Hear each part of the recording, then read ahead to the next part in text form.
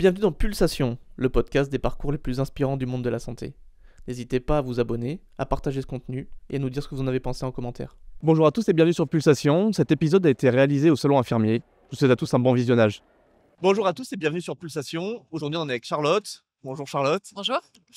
Merci de ta venue. Et pour commencer, est-ce que tu veux bien te présenter? Ouais, alors du coup, je suis Charlotte Carvrat. Je suis infirmière depuis 2014.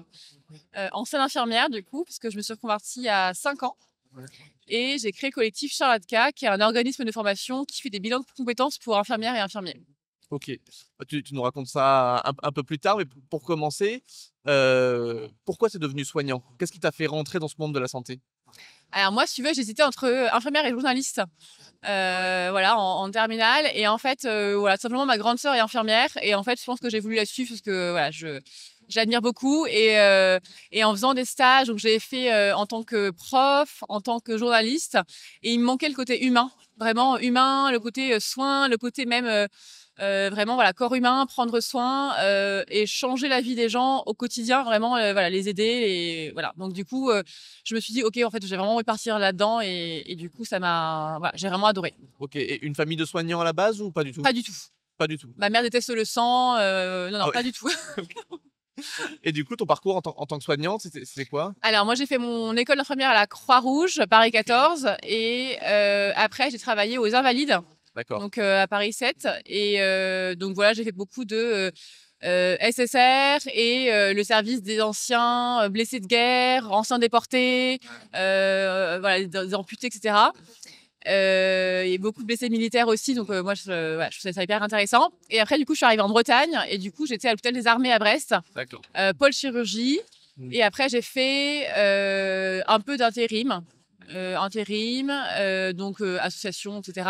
Et après, je suis partie en EHPAD parce que j'avais mon idée de faire quelque chose d'autre et je voulais un poste qui soit plus, entre guillemets, léger, en tout cas en termes de voilà, Ouais. moins de prise de tête, on va dire, dans le poste, plus simple, on va dire, pour à côté, du coup, développer autre chose.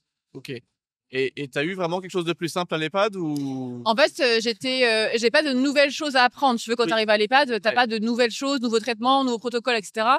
Donc oui, j'étais toute seule pour 85 patients. Oui, quand j'étais, c'était forcément, voilà, c'était intense. Mais du coup, j'avais cette légèreté où quand je partais du travail, j'avais pas à rebosser mes cours, etc. Ouais.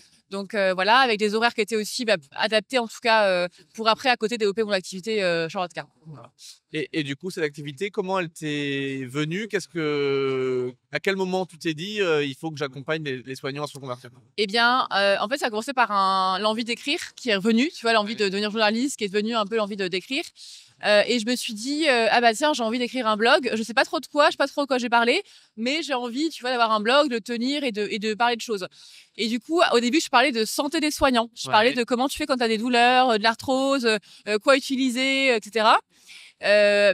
Après, je me suis un peu tournée vers la reconversion des jeunes mamans. Tu viens d'être maman, ta vie est un peu chamboulée, tu as un nouveau rythme, etc. Comment tu peux te reconvertir après? Donc là, c'était en 2019, tu vois, donc ça s'appelait déjà Charlotte K. Donc du coup, ça n'avait rien à voir à ce moment-là. Et d'ailleurs, Charlotte K, pourquoi ce nom? C'est parce qu'en fait, je me suis dit, je sais pas ce que je veux en faire, mais comme ça, au moins, voilà, je suis pas fermée et peu importe, voilà, ça sera toujours mon nom à moi. Et un jour, en novembre 2019, donc bien avant la crise du Covid, j'ai écrit un livre n'importe quoi. Lapsus pour après, Ouais. un article sur quelle reconversion pour une infirmière, Ouais. et aussi comment devenir IDEL, donc 2 articles. Et en fait, j'ai eu plein de commentaires, plein de demandes de voilà, est-ce qu'on peut aller plus loin, voilà, plein de demandes de conseils. Ok. Et du coup, je me suis dit, ok, il y a un truc à faire vraiment spécifique pour les infirmières. Et du coup, je me suis lancée vraiment dans la reconversion et l'évolution professionnelle des infirmières. Et en fait, juste après, le Covid est arrivé. Donc moi, première vague, donc je bossais à temps plein pour le coup à l'EHPAD. Toujours à l'EHPAD? Ouais, donc là, pour le coup, c'était assez dense. Et après, j'ai lâché au fur et à mesure parce qu'en fait, le besoin était tellement fort. Et je me disais, en fait, oui, je prends soin de mes patients là actuellement, mais il y a besoin de prendre soin de quelqu'un d'autre, c'est les soignants. Et du coup, j'ai lâché en juillet 2020. Ouais. Donc, entre les j'étais deux. déjà à temps plein pour Charlotte K. Il y avait déjà du boulot à fond. Bah, tant mieux, t'as pas eu trop ce creux quand Non. on se lance.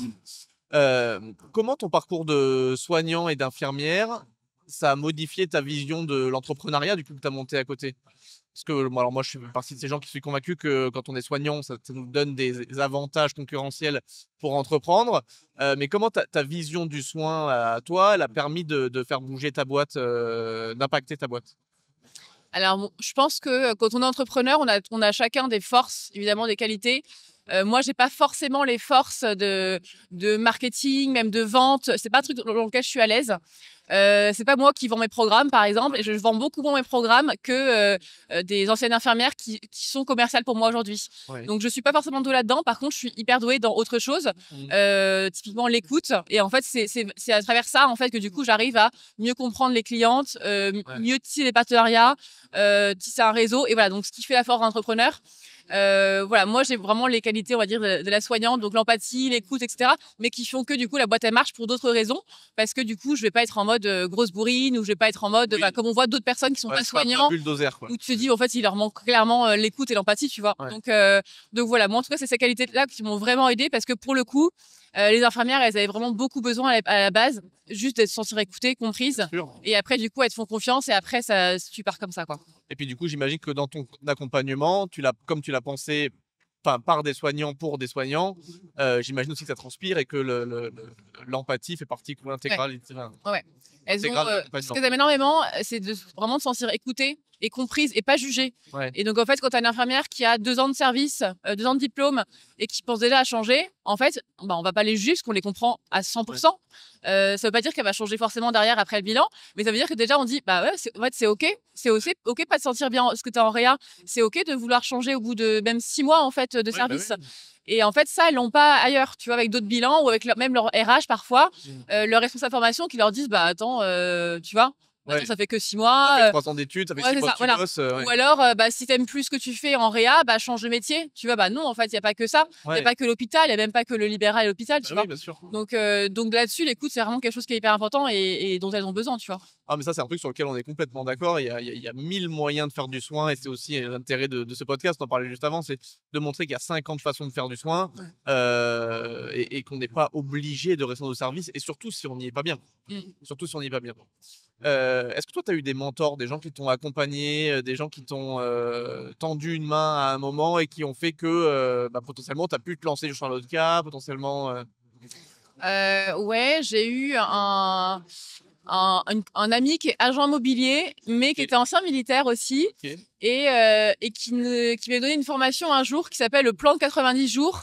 Et c'est en gros comment planifier tous les 90 jours tes objectifs, ta vision, Ouais. alors, du coup, à l'année, aux 90 jours, au mois, à la semaine. Et du coup, t'avances comme ça. Donc voilà, c'était une formation qui m'a vachement aidé dès le départ. Après, j'ai mon conjoint qui lui est dans la finance, donc lui D'accord. clairement il m'a vachement aidé là-dessus parce que c'est clairement pour moi un manquement. Donc Oui, voilà, moi toute seule, je pense que ma boîte elle serait ce serait un peu comme Mère Teresa, tu prends soin de Ok. tout le monde mais du coup t'as pas de sous à l'hôpital. Donc voilà, donc là pour le coup là-dessus voilà, mon mari il est hyper enfin c'est une aide qui est très précieuse évidemment. Ouais. Et même primordial, j'ai envie de te dire, parce que sinon la boîte ne tiendrait pas. Ouais. Et après, en termes de mentor, voilà, j'ai fait un mastermind, j'ai fait, tu vois, des choses comme ça.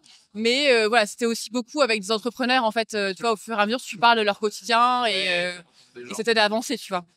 Non, mais ça, c'est important, hein, c'est le réseau. Hein. Il Ouais. ne faut pas avoir peur d'aller rencontrer des Oui. gens parce qu'on ne sait jamais qui on va rencontrer et potentiellement les clés et les portes qu'il va pouvoir nous apporter. Si tu devais décrire ton approche et ton offre aujourd'hui, c'est quoi la spécialité de Charlotte K? C'est quoi la spécificité de Charlotte K? Eh bien, c'est un bilan de compétences qui est dédié pour les infirmières et infirmiers. Je précise pas toujours, mais comme vous êtes un petit prorata, on le dit quand même. Et en fait, l'idée, c'est quoi? C'est à 10 heures de visio avec ta coach.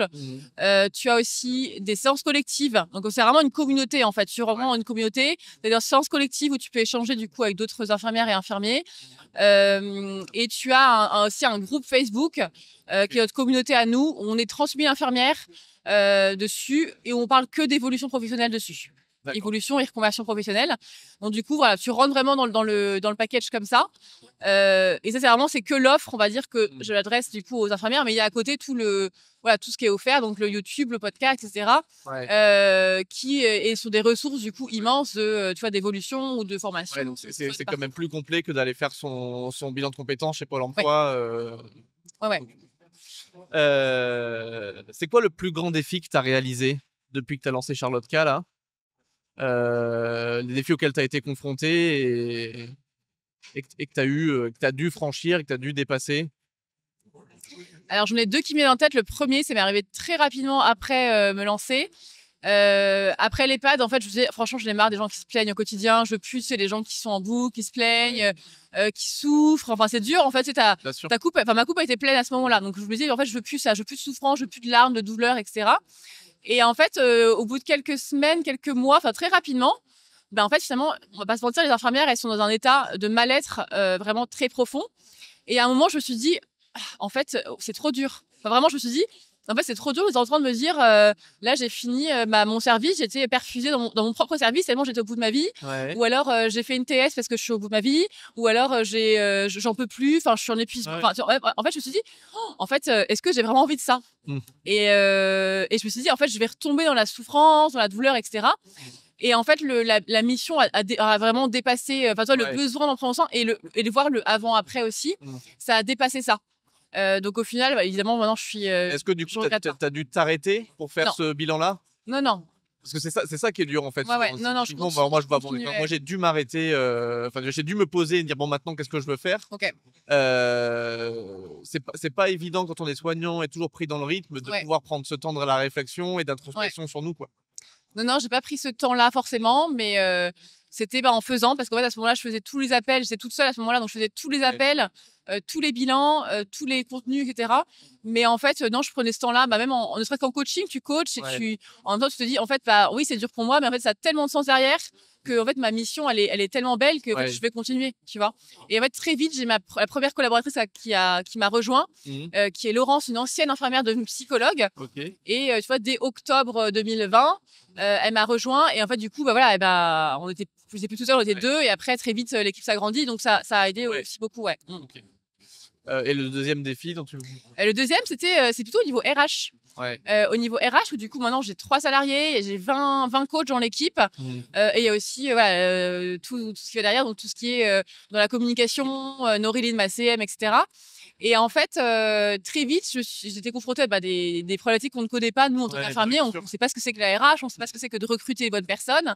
Et en fait, je me suis dit, est-ce que je veux grossir autant? Est-ce que j'ai envie d'avoir une si grosse entreprise, de ne pas pouvoir passer autant de temps que je veux avec chaque personne tous les jours, de ne pas avoir le temps d'écrire ne serait-ce qu'un petit SMS à chaque collaboratrice, tu vois. Et en fait, et c'est encore un questionnement que j'ai aujourd'hui, jusqu'où j'ai envie de grossir, parce qu'il faut aussi que moi je m'y retrouve. Je me suis dit, est-ce que je délègue la partie RH? Bah, en fait, non, j'ai pas envie de le faire. Je veux faire mes recrutements moi. Je veux, tu vois, je veux envoyer des petits messages à mes collaboratrices tous les jours. Donc, ouais, c'est un autre questionnement de est-ce que je m'arrête parce que je veux une petite équipe et je veux pouvoir nous faire des petits séminaires sympas entre nous, ou est-ce que je continue à grossir au risque de perdre, tu vois, ce petit côté familial, etc. Donc là, je trouve vers juste ce milieu, je suis trop contente, mais voilà, à tout moment, ça peut revenir et ça me questionne. Là, par exemple, on développe la partie présentielle maintenant. Donc, on fait des bilans en présentiel en partenariat avec l'ANFH, donc le fonds de formation des personnes qui sont dans le public. Et du coup, il y a du présentiel. Donc, du coup, ça prend plus de temps. Donc, faut recruter plus de personnes. Et donc, pareil, je me dis, est-ce que je continue comme ça, tu vois, recruter plus de personnes, avoir une plus grosse équipe, du coup, forcément avoir moins de temps avec chaque personne. Voilà. Donc, c'est des questionnements, évidemment, qui n'ont pas forcément de réponse toute tranchée. Mais voilà, c'est un des défis. C'est un choix. Est-ce que tu augmentes ton chiffre, mais ça veut dire forcément augmenter ton équipe? Parce que sinon, c'est un équilibre. Tu peux pas. Donc oui, mais ça me fait rire parce que j'ai. T'as la même problématique? Ouais, exactement. On pourra en reparler après. Exactement. On débriefera ça en off. Là, aujourd'hui, du coup, tu as une perspective, alors, sans parler forcément de chiffres, mais où est-ce que tu veux emmener Charlotka? C'est quoi ta vision? Où est-ce que tu veux. C'est quoi ton aboutissement? S'il y en a un. Ouais, bah c'est rigolo parce que justement, là, je suis arrivée à un stade où en fait, je vais pas dire que j'ai couché toutes les cases, mais en fait, voilà, mon but ultime, c'est vraiment de faire donc, les bilans, qui est vraiment un nombre de personnes qu'on n'ait plus d'attente. En fait, on avait vraiment 3 mois d'attente pour commencer le bilan avec nous, c'était trop. Donc, je voulais vraiment être bien staffée pour avoir ce qu'il fallait. Après, je voulais écrire un livre que j'ai écrit la dernière. Enfin, voilà. Et du coup, voilà, je suis bien en ce moment. Et là, maintenant, mon objectif, c'est de prendre soin de ça, en fait. C'est de arrêter pour l'instant, en tout cas, de grossir, de vouloir rajouter des projets, des objectifs, mais de prendre soin de ce que j'ai, de prendre soin de mes collaboratrices, de mes infirmières, de moi, voilà. Donc là, pour l'instant, c'est voilà. Ouais, t'as retrouvé une pseudo zone de confort là. Ouais. Ah, t'es obligé d'en sortir. Ouais. Et ça fait combien de temps, si c'est pas indiscret, que tu as retrouvé que c'est un peu plus confortable? Bah, je dirais 1 an. Depuis la sortie de mon bouquin, tu vois, toute la promotion, une fois que la promotion du livre était, tu vois, lancée, je me suis dit, c'est quoi mon prochain projet? C'est quoi le next projet? Ouais. Bon, là, du coup, on développe la partie présentielle. Bon, si je suis en train de refondre tout mon espace de formation, donc si c'est quand même des projets. Oui, mais Et enfin, je fais pas rien, hein, clairement. Mais voilà, c'est quoi le prochain big challenge? Et ben pour l'instant, c'est voilà, de savoir apprécier ce que j'ai, tu vois. Et voilà. ouais. Après, quand on est entrepreneur, ça dure un temps. Oui. On se reparle dans 3 mois, tu me diras, il faut absolument que je développe ça ou que je Ouais. fasse ça. Ouais. Et ben du coup, non, mais c'est intéressant parce C'est que déjà du coup, le cas? non, j'en parlais avec un entrepreneur justement. Ouais.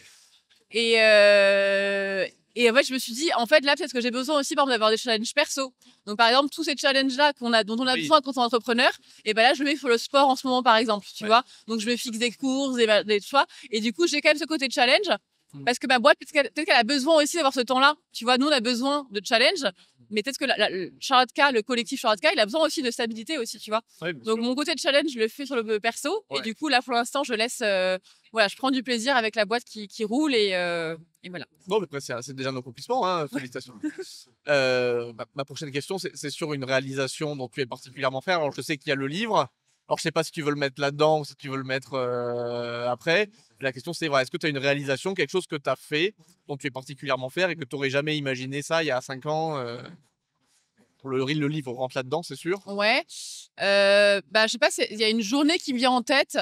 Donc, c'était en 2023, on a fait une grande étude en partenariat avec IFOP Mhm. et l'association SPS. On a fait une grosse étude sur le bien-être des infirmiers et des infirmières au travail.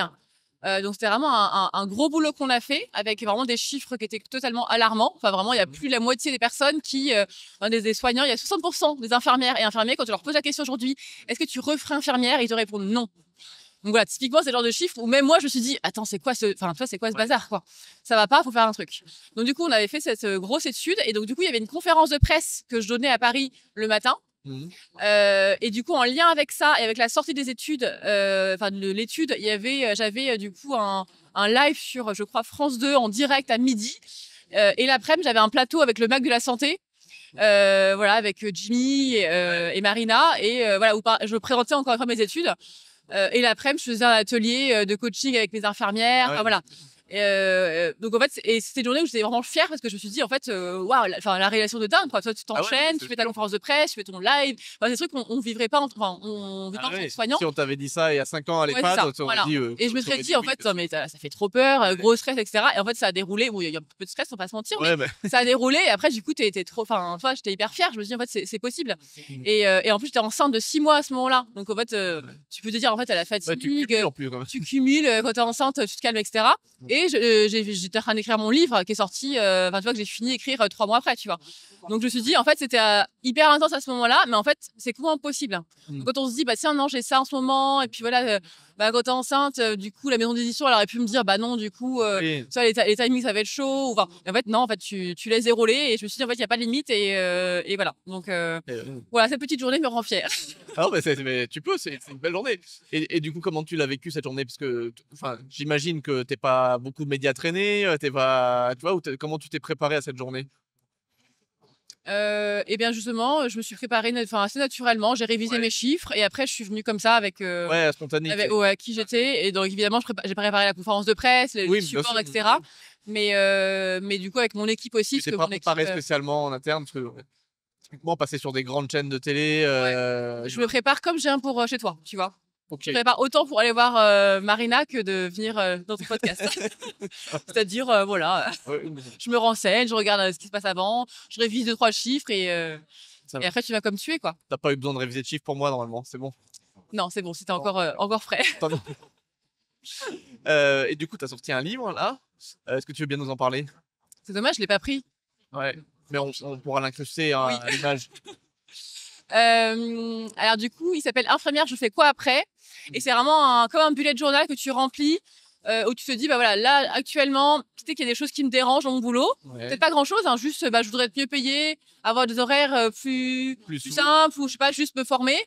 et jusqu'à qu'est-ce qui va me correspondre. Donc, en fait, tu suis un peu, c'est comme la méthode Charlotte K, en fait, que j'ai retranscrit en livre, tout simplement. Donc, c'est du coup hyper accessible, que ce soit hyper accessible à quiconque.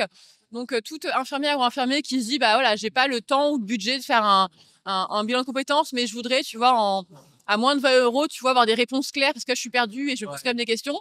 Donc, que ce soit juste, je sens que je vais avoir envie d'évoluer ou, en fait, là, je suis au bout, j'en peux plus. Peu importe, en fait, du coup, c'est t'aider là où tu es à là où tu dois aller finalement derrière, avec évidemment le plan d'action, quel financement possible, voilà, comment je m'y prends, etc. Ok.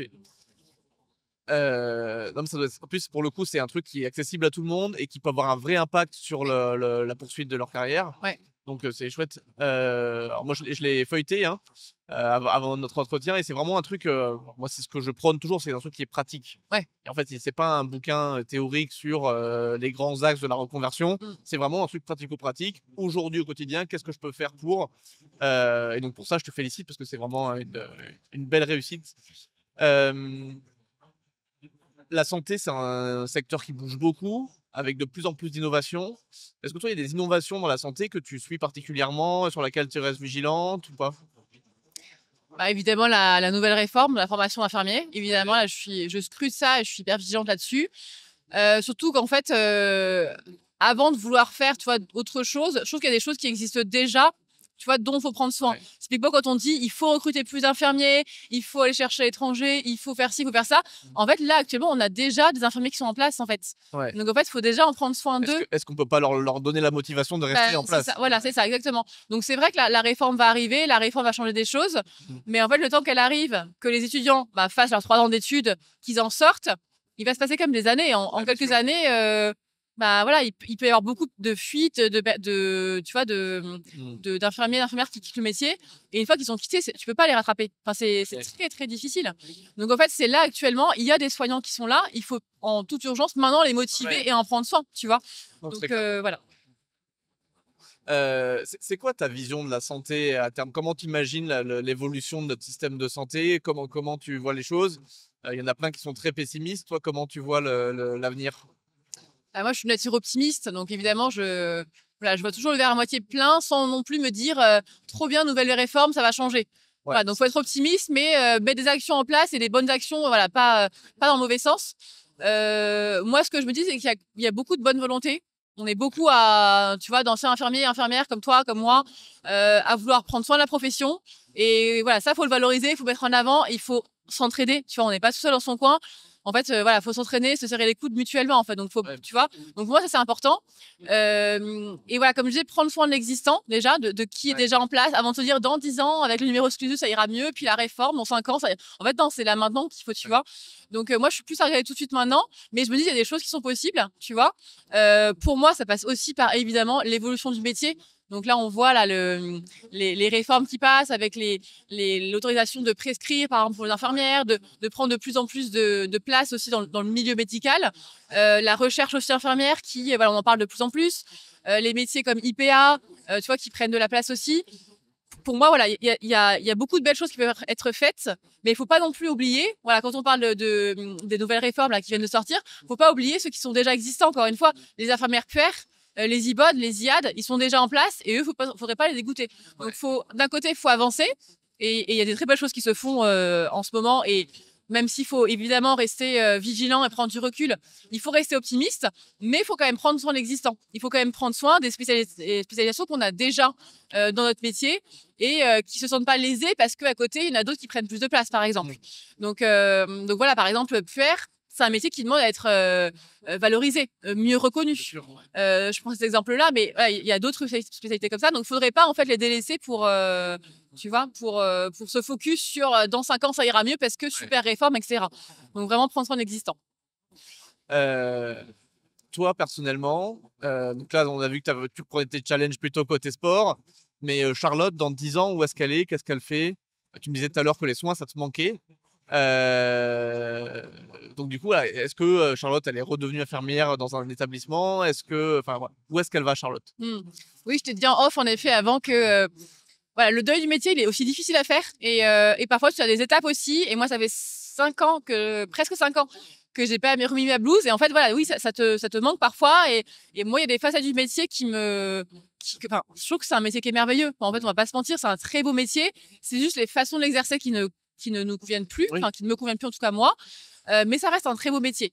Donc voilà, je ferme pas la porte évidemment pour la suite, mais c'est vrai que comme voilà, j'ai aussi une autre mission parce que maintenant je prends plus soin des patients, je prends soin des soignants. Ouais. Donc j'ai cette mission quand même qui m'anime. Charlotte K, comment je le vois plus tard, je vois vraiment comme voilà un collectif qui prend soin des soignants du commencement en fait. Donc dès le début même des LIFSI en fait, on a des formateurs qui parlent de Charlotte K à l'IFSI en disant bah voilà, là vous êtes à l'IFSI, mais il n'y a pas que l'hôpital, le libéral et la crèche après. Il y a plein de choses. Tu vois, il y a plein d'endroits où on peut travailler.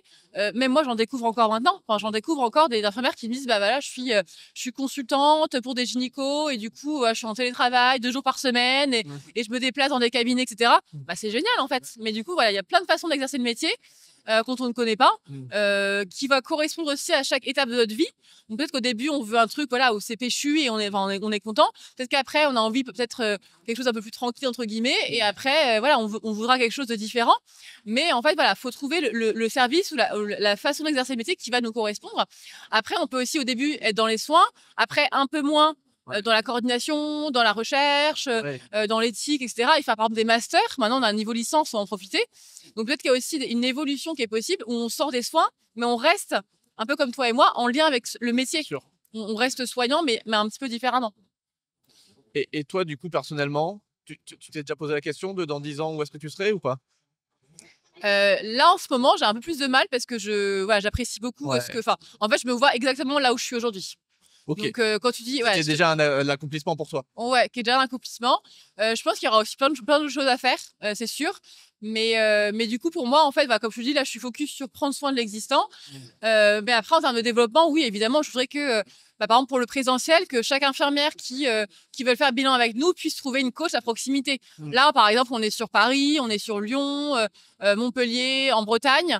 On n'est pas encore partout par exemple. Donc voilà, il y a ces parties-là à développer. Mais sinon voilà, c'est vrai que en tout cas la mission de prendre soin des soignants du départ jusqu'à la fin de carrière, voilà, c'est quelque chose qui m'anime pour l'instant et j'ai envie de continuer en tout cas dans cette direction-là. Quel conseil tu donnerais à quelqu'un qui se sentirait pas à sa place dans un service, dans son service ou pas ou plus d'ailleurs à sa place? Quel conseil tu lui donnerais? Comment tu aborderais sa situation? Bah déjà c'est ok. Enfin, clairement c'est ok de pas se sentir à sa place. Faut pas culpabiliser. Peu importe la situation, en se disant voilà, je suis dans tel service, ça veut dire que je suis pas capable ou ça veut dire que je suis pas assez bien, pas assez bon, etc. Donc déjà on se déculpabilise. Après il faut essayer d'enlever aussi toutes les paroles de l'entourage qui nous dit, moi j'ai entendu des infirmières qui me disaient elles travaillaient en crèche et elles me disaient mon entourage me dit je suis pas une infirmière parce que les vraies infirmières elles sont à l'hôpital en réa ou dans les services pointus. Donc en fait, il faut aussi c'est évidemment un mensonge. On est infirmière partout où on est, même quand on n'est pas en blouse, même quand on est en santé au travail, en milieu scolaire, on a besoin d'infirmières partout. Donc du coup, se défaire un peu des préjugés de l'entourage, de ce qu'on entend, même si c'est pas évident. Donc dans ces cas-là, en parler à d'autres soignants et se dire non, c'est pas normal quand on me dit t'es pas une vraie infirmière ou t'es pas assez bien, etc. Et parfois, on se le dit aussi à nous-mêmes. On se le dit voilà, je devrais être là parce que sinon ça veut dire que je suis pas assez ci, pas assez ça. Donc déjà voilà, faire attention vraiment à ce qu'on entend. Et après, donc se dire que c'est ok évidemment. Et après, ouvrir le champ des possibles. Déjà se renseigner sur tout ce qui est possible. On a peut-être tous pensé un jour, et j'en entends beaucoup d'infirmières qui me disent ça, qui me disent moi je veux jeter ma blouse, j'en peux plus, je veux partir vers d'autres choses. Et c'est ok, ça se comprend. Mais il faut se dire qu'on est rarement infirmier ou infirmier par hasard. Enfin, on n'est pas soignant, on est rarement arrivé là pour rien. Sans raison. Parfois, il y a des erreurs de casting, mais c'est vraiment très rare. Donc, c'est qu'il y a un truc.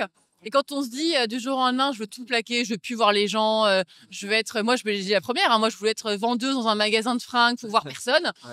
C'est ok un temps, mais en fait, ça ne nous conviendra pas parce qu'en fait, on n'est pas comme ça profondément. Donc, regardez tout le champ des possibles et après, voilà, se faire aider, en parler, enquêter, parler avec des personnes qui ont fait, tu vois, le chemin, le virage, voir comment il s'y est pris, etc. S'entourer vraiment des personnes qui sont dynamiques, motivantes, pas que l'entourage qui vont dire ah mais c'est compliqué, tu veux te lancer à ton compte, c'est risqué, partir dans le t'es fonctionnaire, t'as déjà ton Voilà, salaire, pourquoi tu c'est veux ça. tout quitter C'est ça. Donc, un peu le concept de la prison dorée, de t'es fonctionnaire, t'as tout ce qu'il faut. Mm. Bah, en fait, peut-être que non. En fait, Oui. peut-être que toi, t'es malheureux parce que t'as pas envie d'être Peut-être que c'est fonctionnaire pas et tu aligné veux la avec tes liberté, valeurs, voilà, je ou sais autre pas. chose. C'est ça.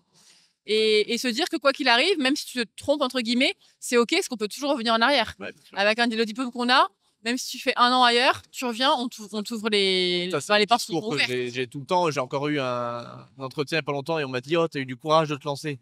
Mais Oui, courage, en oui. fait. Non, enfin, oui. Oui, mais mais j'ai un diplôme d'état d'infirmier. Ouais. Demain, je vais taper dans n'importe quel établissement, je suis On te embauché. Ouais. Donc, oui, c'est sûr que c'est un risque. Oui, c'est sûr que ça a un impact. Oui, c'est sûr que. Ouais. Mais en vérité, le risque, il est ultra mesuré. oui, Demain, tu as un diplôme d'état d'infirmier, d'être soignant, de kiné ou médecin. Je veux dire, pas grand-chose qui Ouais. Tu retrouveras du travail très vite. C'est pas très compliqué. bien sûr. Ouais, ouais. Bien Par sûr, contre, vivre avec le remords de jamais avoir essayé, ça peut être plus compliqué. c'est ça. Je suis d'accord. Euh, Est-ce que tu accompagnes des gens qui retombent dans le soin après tes bilans? Ah oui. Nous, on a 60% à peu près d'infirmières qui, après le bilan, restent dans le métier d'infirmière. Ok. Donc, qui évoluent au sein de notre métier. Qui restent infirmières mais qui changent de lieu d'exercice? Qui changent, parfois même pas. Parfois, ça m'est déjà arrivé, l'infirmière qui était elle était en pneumo, Mhm. mais en fait, elle avait des problèmes de santé, elle était fatiguée, etc. Et elle est partie dans le service d'à côté, qui était la SSR, Ouais. qui était un peu plus léger pour elle, qui était plus, voilà, Plus adapté. plus adapté pour elle, en fait. Et en fait, c'était OK. Et ça lui a changé la vie. Mais elle avait juste changé de service, donc changé d'équipe, changé, voilà, un peu plus léger, les horaires étaient différentes, etc. Et elle était super heureuse, en fait. Et voilà, il y a même des personnes qui restent au même endroit, par exemple des IDEL, Ouais. qui restent au même endroit, mais se rendent compte qu'en fait, je vais arrêter de prendre des soins de nursing parce que Parce que c'est ça trop m'a- ça fatigant, m'épanouit trop plus. chronophage, ça me correspond plus maintenant. Et tu vois, qui switch vers autre chose, tu vois. Ouais. Et donc, il y en a qui changent aussi, qui passent d'infirmière, qui vont par exemple en santé au travail, à la CPM, peu importe. Mais donc, du coup, il a quand même une bonne partie. Après, on a quand même aussi 10% qui restent infirmières et font, comme tu disais, autre chose à côté. Donc, Ouais. par exemple, qui sont infirmières 3 jours par semaine et qui, par exemple, lancent leur activité indépendante à côté, tu vois. Donc, on appelle ça du slashing, c'est vraiment, tu fais un peu les deux. Et du coup, Moi, j'ai beaucoup de c'est pas formateurs risqué. qui travaillent sur ce format-là. Bah, c'est Enfin, super. formateurs et formatrices. Ouais. C'est super. Du coup, tu te lasses pas de ton métier parce que du coup, tu fais un peu des deux. Mais à la fois, du coup, c'est stimulant parce que t'as un peu de, tu vois, t'as un peu de tout. Ouais. C'est pas risqué parce que tu as ton métier d'infirmière. À tout moment, tu vois, tu le reprends ou tu l'augmentes dans ton travail. Et voilà, Et il y en a même d'autres moi, qui je partent dans préfère autre parce que chose. ça Mais fait des gens qui sont plus pertinents en formation parce qu'en fait, Complètement. ils ont la pratique sur le Complètement, terrain qui est toujours là. c'est ça. Tu es plus Donc, motivé. Et ouais, ça a beaucoup de sens. Et pour nous, notre mission, c'est aussi de, évidemment, de prendre soin des soignants, mais aussi à l'échelle nationale de faire de la rétention. Ouais. Parce que voilà, on veut pas que les hôpitaux se vident, on veut pas qu'il y ait plus d'infirmières. Enfin, voilà, moi, je veux que si demain j'arrive aux urgences, évidemment, comme tout le monde, quelqu'un prenne soin de toi, tu vois. Ouais, bien sûr. Et du coup, c'est important de dire, bah, tant que tu peux être infirmière mais différemment, bah, en fait, enfin, tu vois, Ouais. allons-y, quoi. C'est trop dommage de tout plaquer parce que tu as une cadre qui t'a dégoûté ou une collègue Ouais. ou parce que le service ne te correspondait pas. C'est trop dommage de quitter le métier pour Ouais, ça, en tout cas. Et je profite de ça et tu t'es fait bien de le dire parce que moi, c'est un reproche qu'on me fait souvent. Souvent, les gens, ils pensent que j'encourage les gens à quitter le soin. Ouais. Pas du tout. Mm. Moi, j'encourage les gens et je pense que c'est un peu la vision que tu as, c'est à retrouver du sens à ce qu'ils font. Complètement. Et si c'est du soin, c'est très bien. Ouais. Et tant mieux, parce qu'effectivement, tu as raison, on a encore besoin de soignants, on a Ouais. encore besoin de gens qui prennent soin de nous, et merci à eux. Mais il ne faut pas que ça se fasse au détriment de eux. Oui, oui, bien sûr. C'est juste Ouais. ça le message. Ouais. Et encore une fois, faire du soin, il y a 50 façons de faire du soin.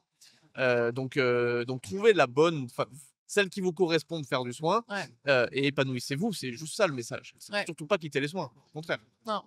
Non, en fait, être à la place où on doit être, en fait, finalement. Ça. Après, c'est vrai que comme nous, on est soignantes, on est tout ancienne infirmière dans l'équipe, Mm. on a ce discours où, en fait, on dit, bah oui, c'est un beau métier. Enfin, Ouais, tu vois, on l'a bien pas fait sûr. par hasard. Et moi, si c'était à refaire, si demain j'avais 18 ans, bah, je rentrerais en école d'infirmière, c'est sûr.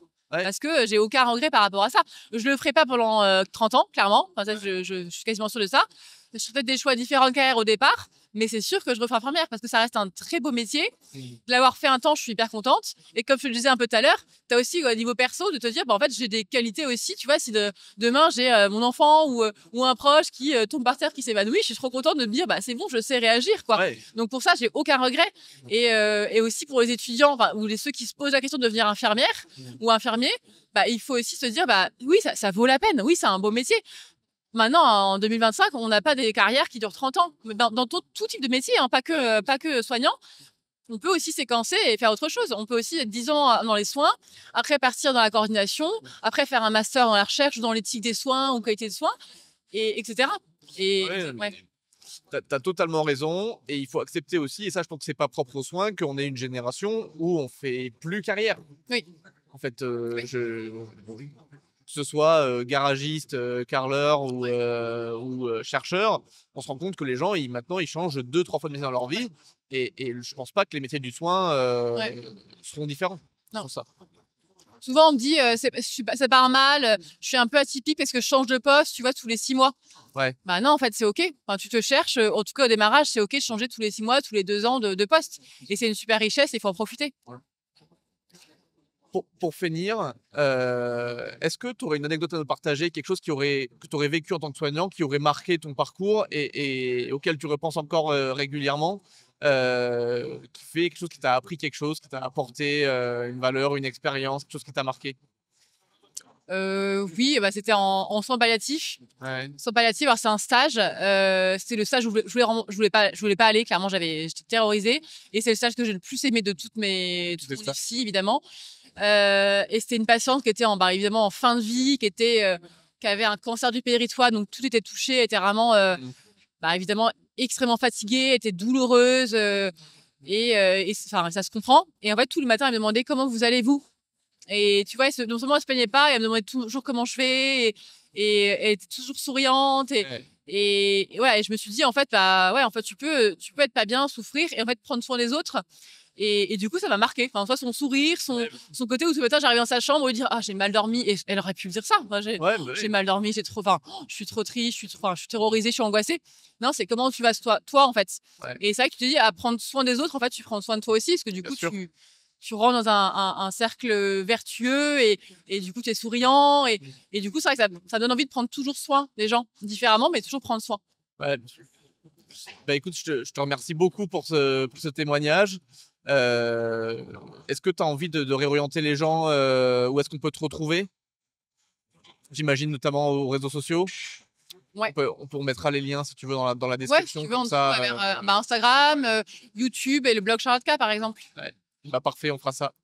Merci beaucoup. Merci à toi. Et puis à très bientôt. Ouais, à très vite. Merci.